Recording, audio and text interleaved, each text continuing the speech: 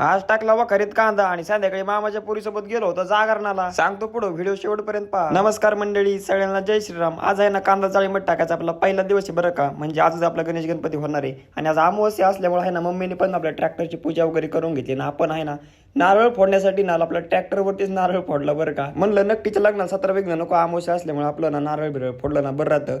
आणि मित्रांनो आहे ना काल रात्री आपल्या ज्या गोवाने राहिलं होतं त्यांना टाकून पण घ्यावं म्हणलं. सकाळ सकाळ पप्पानी पण ना बिशी वगैरे टाकून घेतली. आप्पा पण आले होते बरं का. आप्पा म्हणत होते काय तुमचा कांदा कधी होईल. आप्पांना म्हणलं थांबा आता तर खरी सुरुवात आहे. चाळीत टाकायला सुरुवात केली. कांद्याला पात कमी पडल्यामुळे आपण नंतर आपल्या दुसऱ्या ना वळीवरची आणणार होतो. गावामध्ये गेलो बा ट्रॉली आणण्यासाठी. आता ह्याला त्याला हात जोडावं लागतं. आपलं कसं आहे टायलीच आणतो पुढल्या वर्षी हप्त्यावर भेटणार नाही, लगेच आणली असती. देवगती साहेबांकडून घेतली बा टायली. म्हणलं तुमच्या पाया पडतो द्या आजच्या दिवस. मग काय दिली त्यांनी पण. गुलाबबाईंच्या करून आपल्या गोण्या वगैरे घेऊन आलो बरं का. त्यांना म्हणलं देताना हात जोडावं लागले. आणि तुम्ही म्हणता पात घेऊन कुठं चाललंय. मगाची सकाळी तुम्हाला नाही सांगितलं मी आपल्या वळीला कमी पडली होती. मग तिथं आहे दुसऱ्या वळीची पात आणून टाकायची पाळी आली आपल्या, कारण कांद्याला पातच नाही राहिली.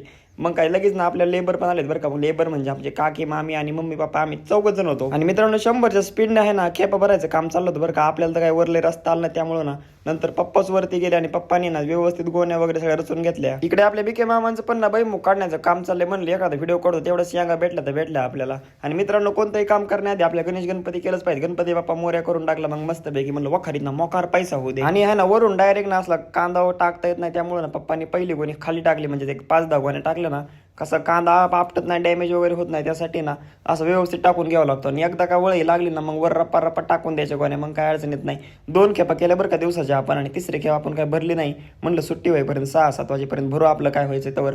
आणि इकडे जंबे पाटला संध्याकाळी ना जागरण गोंधळ होतं बरं का. आपल्याला दिवसभर कांद्यामुळे जाता नाही आलं.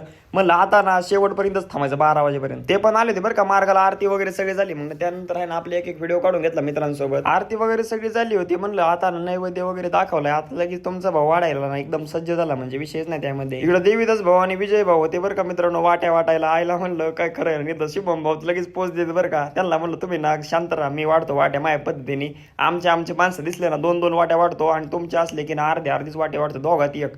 पण तसं काय नाही बरं का मित्रांनो, सगळ्यांना बरोबर वाढला आपण व्यवस्थित.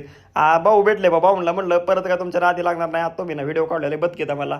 इकडे आहेराची यादी डाव्या मंडपाच्या साईडला होती बरं का. शुभम भाऊ ना सगळे व्यवस्थित पार पाडीत होते. आचार्य मामा इथं आमचे स्वतः सासरे भाऊ होते बा. आणि काय क्वालिटी भाजी केली काय विषय नाही बा. जागरण गोंधळ जंबे पाटलांच होतं, पण माझं लक्ष तर आमच्या मामाच्या पोरीवच होतं बरं का. मामाच्या पोरगीचा आत्याचा कार्यक्रम होता त्यामुळे मामाची पोरगी आता संध्याकाळ पण इकडेच थांबन मला वाटतंय. मग इथं काय ज्येष्ठ नागरिकांचं उत्सव चाललं होतं कॉन्व्हर्सेशन. आपण सांगत होतो पाहुणे मंडळी सगळ्यांनी जेवण घ्याल, शेवटची पंगत होईल. मग काय तुमच्या भाऊने पण जेवण करण्याचा निर्णय घेतला, सगळ्यांची गाठी भेटी घेतल्या. चला आता भेटू उद्याच्या भागात. धन्यवाद.